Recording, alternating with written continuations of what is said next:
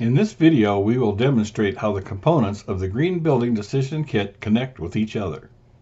We are using Adobe Acrobat to demonstrate the features of the guidebook component of the kit.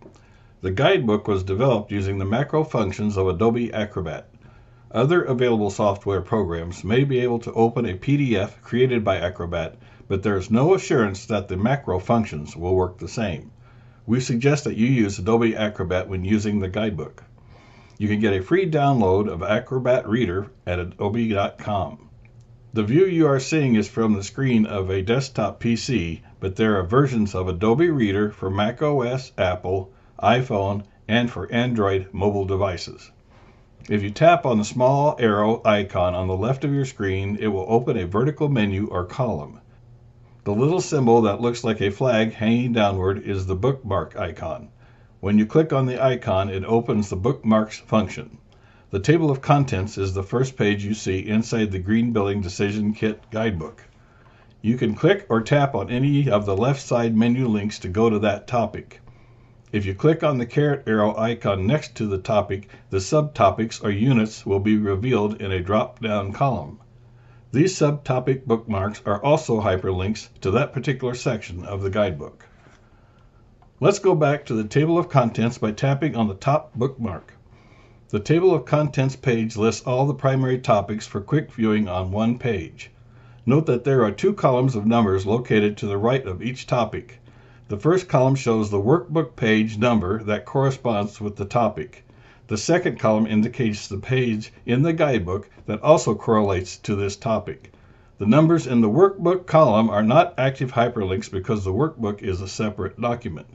However, the numbers in the guidebook page column are active hyperlinks that will take you instantly to the primary topic you select.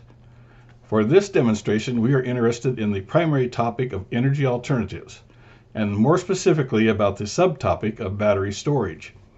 Notice that the table of contents only lists primary topics. There are two ways to get to a primary topic inside the guidebook.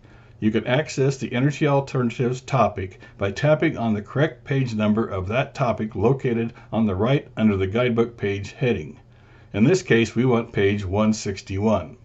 The other option is to find the Energy Alternatives topic using the links in the column at the left-hand side of the screen. You might need to scroll downward to find the topic you want.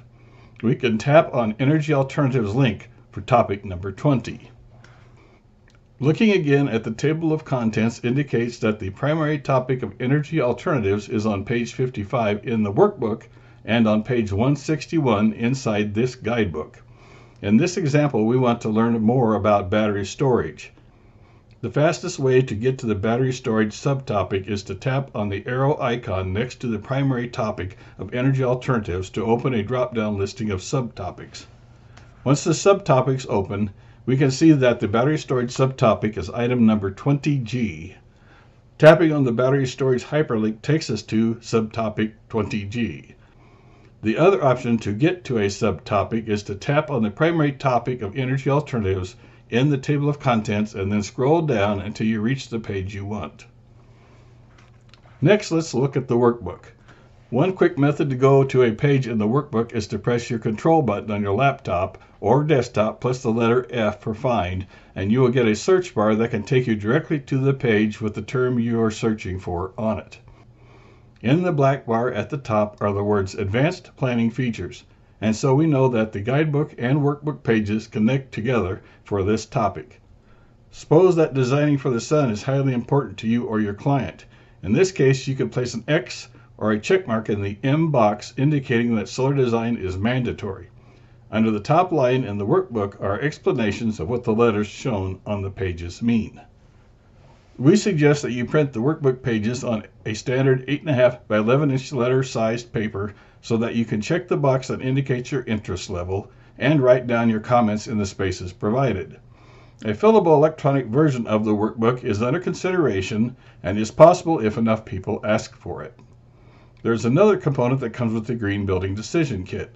This component is the display or wall pages that have large lettering so that a group of people can stay on the same topic. On the right side of the display pages are the page numbers in the guidebook that correspond to each subtopic. Every display or wall page has the primary topic listed at the top with all the subtopics listed below. The last component of the kit is the Green Building Decision Matrix, which is a macro-enabled workbook or spreadsheet developed in Microsoft Excel. There is an explanatory video on how to use the matrix in the DesignCharrette YouTube channel. You can see the link for accessing the YouTube channel on your screen. Additional information about the Green Building Decision Matrix can be found on the DesignCharrette.com website. People can have different projects and different priorities, so we expect that they will use this kit in different ways. No matter how you decide to use your Green Building Decision Kit, it is our goal to help your project have a better and greener outcome.